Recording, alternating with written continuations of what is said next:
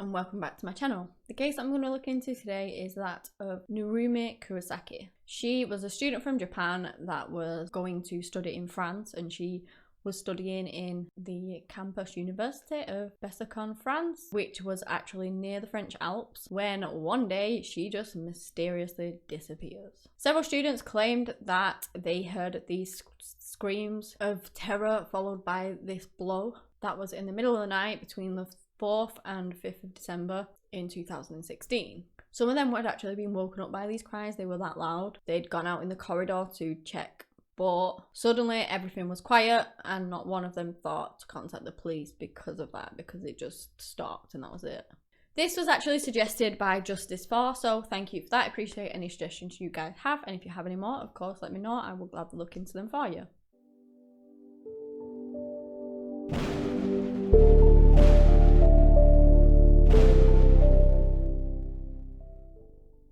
Narumi Kurosaki was born in 1995. She was born in Japan. She lived there for most of her 21 years, and she was just said to be this really lively, really happy woman that just always had a smile on her face. Around 2014-2015, she meets a guy. His name was Nicolas Zepeda Contreras, and he actually lived in Chile. He was actually like this exchange student, so that is why he was in Japan. And when Narumi met him, she fell in love with him pretty much straight away.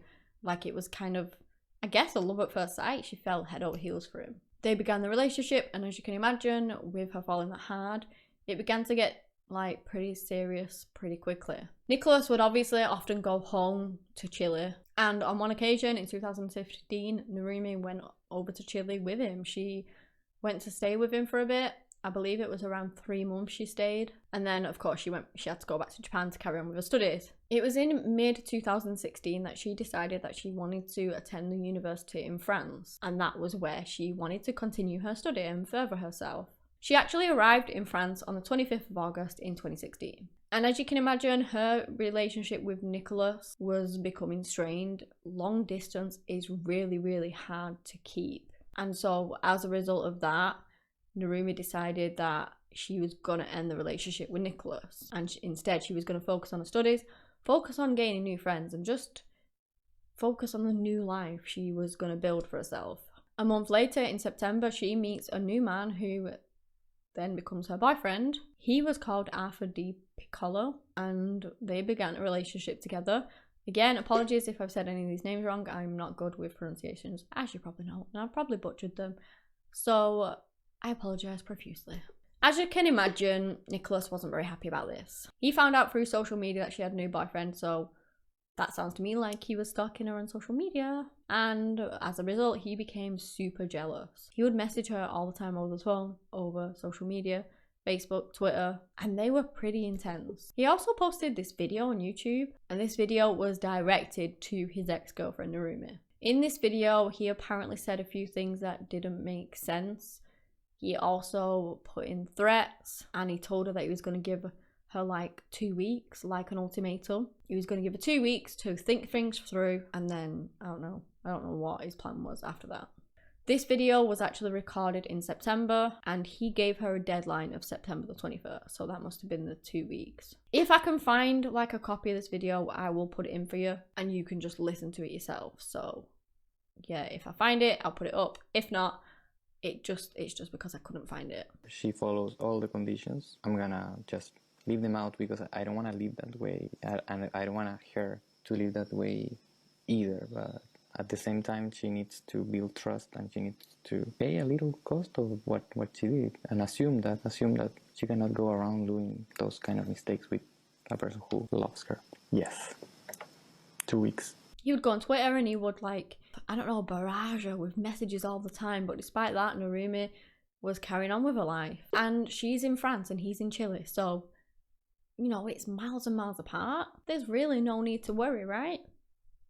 Wrong. Well, possibly wrong. You'll find out what I mean as we go through the case. So now we get to the 4th of December 2016, which, as you recall, was when those screams were heard in the dawn. And Narumi has vanished from her university. No one knows where she's gone. Her friends say that they don't know where she'd gone, what happened to her. They just didn't have a clue. They had seen her earlier that day, you know, doing the normal activities. She was doing whatever she was supposed to in uni. They even saw her at a dance class that she spent an hour at. Everything seemed to be fine. Then it came out that Narumi actually told one of her friends that her ex was in France and that they were going out for dinner at 4 p.m. So Nicholas had apparently travelled to France with the intention of looking at possible universities so that he could come and study there. Now, he could have picked so many more countries and yet he picks France.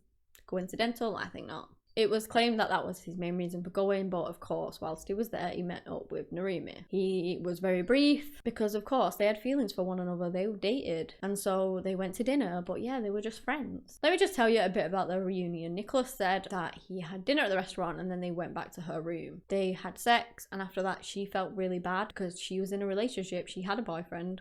And essentially she just cheated on him with her ex, if it was true. And so she asked him to leave, you know, because of that. So back to her going missing. Her friends begin to look for her. They're ringing her because they've realised that all the regular classes and activities that she should have been doing, she wasn't there. She wasn't going to any of them. And it was weird. It wasn't like her at all, and they were worried. They get no response to all of the attempted contacts, and so they didn't really know what to do. But I also did read as well that up until the 12th of December, some of her family members and some of her friends were actually supposedly getting texts from her phone that they assumed were from her. And that is possibly the reason as to why she wasn't actually reported missing until the 14th of December. And then the very next day, the investigation begins into looking for her. So the police come around, they check her room, they search around everywhere, but it didn't hold any clues as to what might have happened to her or where she was. Let me just put in a little note here as well. Nicola returned home to Chile before she was even reported as missing. Again, you either think that was suspicious or not, so I'll just carry on with the case, but I just wanted to put that in so you know where he is in all of this. So back to her room, they find her PC. They find her purse with all the money in it, all the credit cards in it, all her IDs in it. There was also this jacket that they found, which was apparently the only jacket that she owned at the time. And France was freezing at the time, so it was very cold. And if she would have gone out at any point, she would have taken this jacket at the very least. Not only that, the money. You're going to take your money. You're going to need money at some point. If she'd ran away, she's going to need money. And it was just strange that it was all still in her room. Something that really attracted a lot of attention as well was that apparently Narumi's room normally was very, very messy. And when the police went to that room and looked in it, everything was neat and tidy. Nothing was out of place. And that was really abnormal for Narumi because she was just kind of one of them people that I guess just chucked stuff everywhere, which each to their own. Some people are like that. Some people are very neat and tidy and others are quite messy. But she was a messy person, and so why was everything now super neat and tidy? That was just weird and it wasn't normal for her. The police kind of narrowed it down that on the night that they heard the screams was probably when Narumi actually went missing. And if that was the case, then unless she had run away herself, those texts from her phone were not from her. You know, the texts that other people got after that date. She'd apparently texted one of her family members, I believe, about getting on a train and just not coming back. But how could she have done that without any money or any ID or anything? She just couldn't have. Or without even the jacket to brave the freezing cold weather in. It just didn't make sense. They began to interrogate several witnesses who were like known friends of them. They all gave statements and they claimed that a few days before they saw a suspicious person hanging around the unit. They gave descriptions of the suspicious person and the officers kind of thought that it may have been Nicholas, and so they get a picture of Nicholas and these witnesses confirmed that it was Nicholas. It was also said that a few days before her murder, it looked like Narumi was either looking for or hiding from someone. By the 23rd of December, the same year, 2016, police have no doubt in their mind that Narumi is no longer alive. By the 28th of December, her disappearance was actually reclassified as a homicide. On the 2nd of January in 2017, a substance, what was believed to be blood, was found next to Narumi's room. It was found on the landing of the fire exit, like at the back of the university at the residence she lived at. CCTV from the building of that night in December, the 4th of December, showed the pair walking into the building together, and later that night, Nicholas was recording as walking out by himself. So they began to look into Nicholas's background. On the 3rd of January 2017, they came across that video that he'd made with like the threat in it, and they analysed that footage. They begin to question why he was even there in the first place. He was a very big person of interest in this case. They found the video. They have witnesses of him hanging around the university. He was the last person seemingly to see Narumi. And so they tried to piece together his movements, like from when he left Chile on the 29th of November in 2016, before then returning home on the 13th of December. They find that initially he travelled to Spain first to visit a cousin, and he told her that this trip was, again, due to study reasons. He was looking for universities in France. He was also apparently attending this conference. This is what he told her. He never attended that conference. And when they looked into other unis that maybe he possibly got information from, because he was looking there to study, to maybe go to one of them, they found that he'd not approached any universities to get any other information from them. The only university that he visited was the one where Narumi was studying, and he didn't even try and get information off them, you know, to say that maybe he wanted to go there. They go through and track his credit cards, and they find out that he rented a car. On the 1st of December, he went out to buy a few items, I believe, which included chlorine,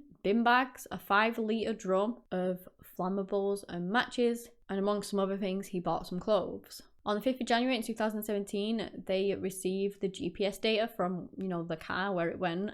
They track his movements, and after buying those items, he drives around for a few hours, I believe, before stopping off at Forest of Shacks. Shaw? I can't say it. I'll put a spelling up. I cannot say it. But it's quite a withdrawn and isolated place. The police do go there to look for a body, but they have no luck in finding it. This forest isn't really a tourist attraction, you know, so there's not going to be loads of people in it all the time. It's really dense, it's huge, and pretty much if there's a body in there, it's very unlikely that you're going to find it very easily, just saying. Going off his GPS, he returns, you know, to the forest a couple of times between the 2nd and the 4th of December, which, if you remember, is when they estimated that Narumi went missing, the 4th of December. Why was he going to the forest on the 4th of December, the day that Narumi went missing? So here's what people think happened and what the police think happened. They believe that Narumi and Nicholas had dinner at the restaurant, and then they go back to her room. And then, strangely enough, after that, 15 witnesses say that they heard some desperate screams, like of terror, as if something out of a movie. They then heard the blow, went out to investigate on the corridor, couldn't see anything, could no longer hear anything because it didn't last very long. They're just like, must have been nothing. But those sounds most likely were Nicholas murdering Narumi, possibly around about the time, it's believed, around 3:30 a.m. between kind of the 4th and 5th of December. And again, because the screams were short-lived, nobody thought too much of it, didn't call any authorities whatsoever. The French authorities believe that Nicholas attacked Narumi and suffocated her until she was dead. That he then took this huge suitcase from her room. Oh, that is something I forgot to mention. She had, with one of the items that was missing from her room when they checked it, was this big massive suitcase and a blanket.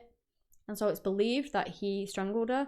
He shoved her body in there, probably wrapped around with the blanket, and then eventually went back to the forest and most likely buried the suitcase along with her body inside of it. The thing is, if he did that, already being in a huge dense forest, I doubt they're ever going to find her, if that is the case, because think about it, if she's in a suitcase and he's buried her somewhere in this massive forest, nobody's really going to notice anything. Sometimes people bury the bodies in shallow graves and people find them. But this is a suitcase, so it's going to be very difficult to find. In his statement, he said that he left on the 4th of December and that was the last time he was there, kind of thing. But when they looked on the CCTV, they found him, you know, back in the area, lurking around on the 5th and the 6th of December. So what he told them was lies, incorrect lies. You can apparently see the vehicle that he hired on the outskirts of Narumi's, where she was living. They did extensively search that forest for her body, but they just couldn't find anything. Something I did find quite curious, the train thing, where the text that was sent out saying that Narumi, from her phone, apparently by Narumi, which wasn't, saying that she was catching the train and never coming back. That train ticket was actually paid for but was never used. The CCTV around the area didn't ever catch Nicholas, it didn't ever catch Narumi anyone like that they knew, like a person of interest with regards to this case. But it was actually the same day that Nicholas travelled back to Chile.